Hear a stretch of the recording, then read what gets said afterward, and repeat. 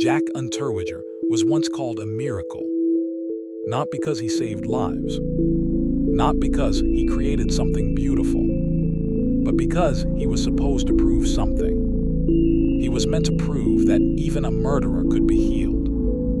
Austria's justice system held him up as living evidence that prison could turn monsters into men. Writers praised him, journalists defended him, politicians proudly pointed to him as a success story. But while the world was applauding Jack Unterweger, women were being hunted. This is the story of how one man used words, charm, and lies to escape justice, and how, while being celebrated as a hero of rehabilitation, he quietly became one of Europe's most terrifying serial killers. Jack Unterweger was born in 1950 in the Austrian town of Judenburg. From the very beginning, his life was marked by instability. His mother was a sex worker who could not or would not care for him. She left him behind, and Jack was raised by his grandfather, a violent alcoholic who regularly beat and humiliated him. Home was not a place of safety. It was a place of fear. As a child, Jack learned that power came from control. That pain was a tool. That weakness was punished. These lessons would shape him for the rest of his life. By his teenage years, Jack had already begun committing crimes. He stole, he fought, he drifted from town to town. There was no long-term plan, no steady future, only survival, anger, and resentment. He learned to lie easily. He learned how to charm people when he needed something. He learned how to disappear when things went wrong. Women were never equals in his eyes. They were something to be used, something to be dominated, and over time, that desire for control grew darker. In 1974, that darkness turned deadly. Jack met an 18-year-old woman. What happened between them ended with her being strangled to death using her own bra. It was not a quick killing. It was personal, intimate, and cruel. When police arrested Jack, the evidence was overwhelming. He did not deny what he had done. The Austrian court sentenced him to life in prison. To the public, justice had been done. A dangerous killer was locked away forever. But inside prison, Jack Unterweger began a new transformation. He started to write. At first it was poetry, then short stories, then a long autobiography. He wrote about his childhood, about the abuse, about the abandonment, about how the world had shaped him into something broken. He did not deny his crime, but he carefully framed it as the tragic result of a damaged upbringing rather than a violent desire. His writing was powerful, emotional, carefully designed to make readers feel sympathy. And it worked. Journalists began to visit him in prison. Writers praised his talent. Professors taught his work in universities. Slowly, Jack Unterweger was no longer just a murderer. He was an artist. Human rights activists argued that he had been rehabilitated. Intellectuals claimed that prison had turned him into a better man. Politicians began to repeat the same message. Jack Unterweger was proof that the justice system worked. Austria wanted to believe that no one was beyond saving. And Jack knew exactly how to give them what they wanted. After years of pressure from the media and influential supporters, the courts agreed to review his case.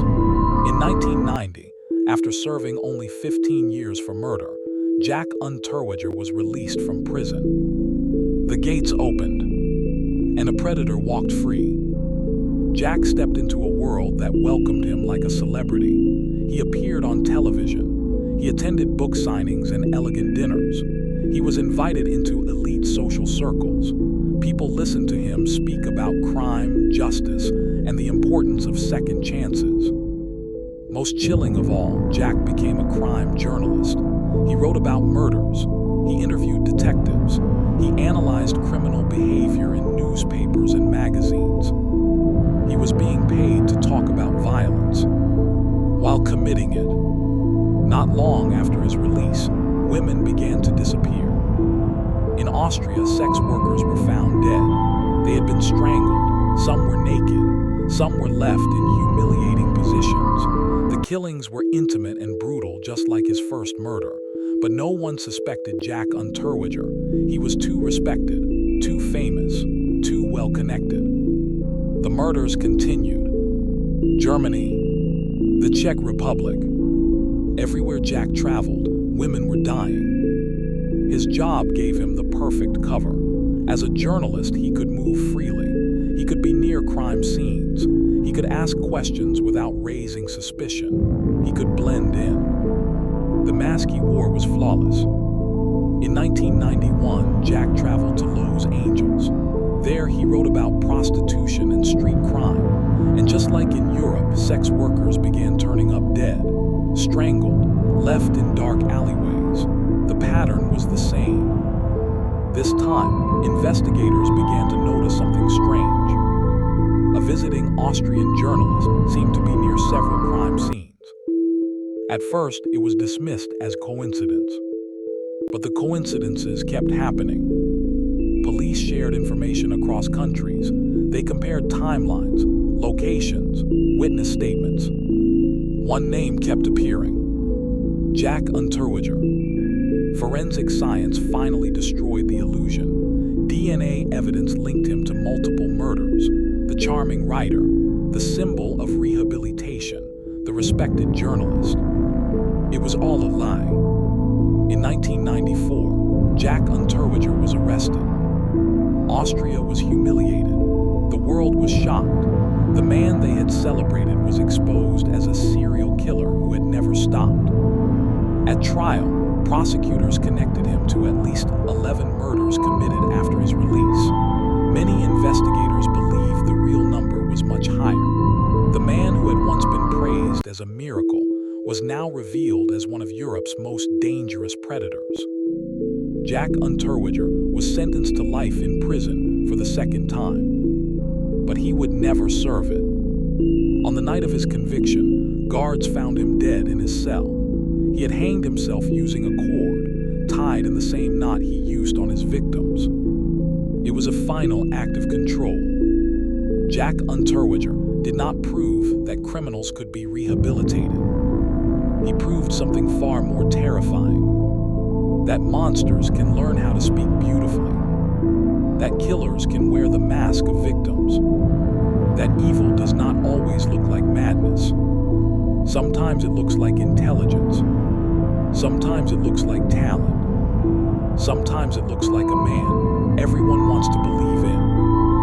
And while the world is busy applauding, the monster is still hunting.